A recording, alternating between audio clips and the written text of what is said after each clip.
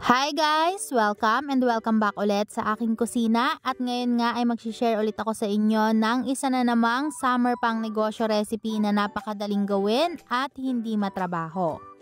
At ngayon nga mga mare ay tara samahan nyo akong gumawa ng chocolate ice cremdy. Yes mga mare, ice cremdy dahil napaka-soft and creamy naman talaga nitong ating chocolate ice cremdy kaya naman wag na nating patagalin at umpisahan na natin. At una nga mga mare ay kakailanganin natin dito ng cornstarch o kaya naman ay ng cassava starch. At tutunawin natin yan mga mare sa 1 cup of water. And make sure lang po na wala ng buo-buo bago natin ito ilagay dito sa ating tubig. Habang nilalagay ko nga itong ating tinunaw na cornstarch ay naka-off pa po yung ating apoy dito mga mare at ito-turn on lang natin yan kapag na-mix na natin ito ng maayos. Pagkatapos nga ng ilang minuto mga mare, kung mapapansin nyo ay medyo maglalight na yung kulay nitong ating nilulutong cornstarch and water mixture. Ang ibig lang sabihin yan mga mare ay unti-unti nang natutunaw o naluluto yung ating cornstarch kaya naman hindi natin ito titigilan sa paghalo para maiwasan natin na mamuo sa ilalim at masunog. At kapag ganitong kumukulo na mga mare ay hayaan lang natin yan at lulutuin pa natin ito for another 3 minutes. And after 3 minutes na kumukulo mga mare, saka pa lang natin ilalagay dito yung ating chocolate mixture. Ang gamit ko pala dito mga mare ay yung Enjoy na milk chocolate pero pwede naman kayong gumamit ng iba kung gusto ninyo. Sa akin kasi mga mare, okay itong ganito dahil meron na rin siyang lasa so hindi na natin kailangang maglagay dito ng maraming asukal. At i-mix lang natin to ng maayos mga mare hanggang sa tuluyan ng ma-dissolve yung inilagay natin dito na chocolate. Tapos mga mare, ang apoy natin dito dapat ay nasa pinakamahinang level lang.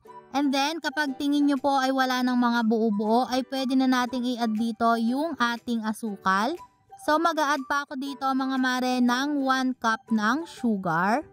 Pwede nyo naman pong lasahan ang inyong mixture. Kung sa tingin nyo ay kulang pa sa tamis ay pwede po kayong mag-add. And kung sa tingin nyo naman po ay masyado ng matamis, pwedeng hindi na kayo maglagay ng asukal. And then maglalagay din ako dito mga mare ng 1 can lang ng evaporated milk. Para po mabalance yung lasa dahil medyo may kapaitan po itong ating milk chocolate. Tapos ay imimix na lang natin to ng maayos hanggang sa tuluyan ng ma-dissolve yung inilagay natin dito na asukal.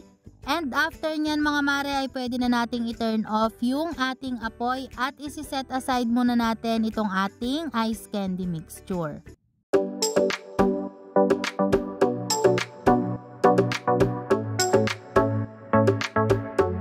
At pagkatapos nga ng ilang oras mga mare, eto nga at malamig na ang ating ice candy mixture. At talagang makikita nyo mga mare na talagang napaka-creamy and napaka-soft ng texture nitong ating ice candy mixture. After nga natin yung palamigin mga mare ay pwede na tayo ditong magbalot. Gagamit po ako dito ng 1/2 cup pero hindi ko yan pinupuno mga mare dahil masyadong marami kung pupunuin natin yung 1/2 cup.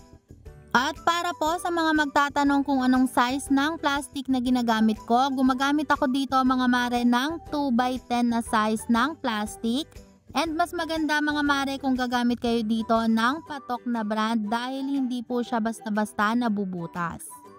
So ganyan lang mga mare ang gagawin natin at uulitin lang natin yung process hanggang sa maibalot na natin lahat yung ating ice candy mixture.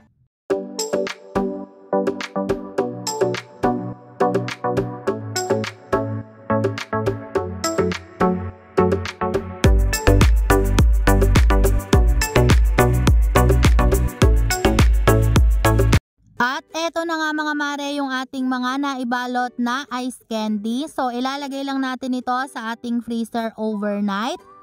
At ganito na mga mare yung magiging itsura nito kapag matigas na. So ipapakita ko po sa inyo yung loob nito para makita nyo na talaga namang napaka-chocolatey nitong ating chocolate ice candy.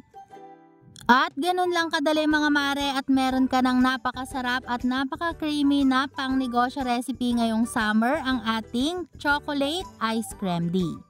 At hanggang dito na lang mga mare. Thank you so much for watching. Sana po nagustuhan nyo ang ating pangnegosyo recipe for today. And see you guys again sa ating mga susunod na pangnegosyo recipe. God bless!